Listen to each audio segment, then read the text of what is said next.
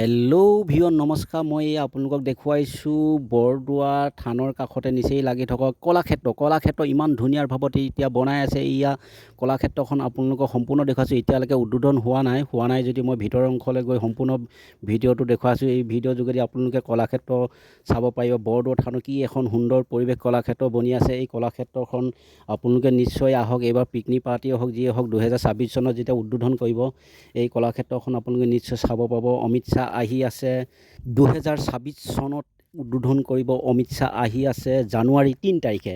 তাৰ আগতেই এই ভিডিঅ'টোৰ যোগেদি আপোনালোকে সম্পূৰ্ণভাৱে দেখিব পাইছে যে কলাক্ষেত্ৰৰ কি এটা সুন্দৰ পৰিৱেশ। আমাৰ অসমত কিমান এটা সুন্দৰ ধুনীয়া পৰিৱেশৰ ভিতৰৰ অংশটো সঁচাকৈয়ে ভাল লাগিছে। আপোনালোকে এবাৰ আহি চাকি আমাৰ অসমৰ যিকোনো কোণাৰ পৰা এই ভিডিঅ'টো চাবলৈ পাইছে যদিও তথাপিতো আহি চাকি সম্পূৰ্ণভাৱে মই এয়া আপোনালোকক দেখুৱাই আছোঁ। ভিতৰৰ অংশ পৰিৱেশ কি ধুনীয়া, ফুলনি বাগিচাৰ পৰা ধৰি কিমান ধুনীয়া সুন্দৰ পৰিৱেশ।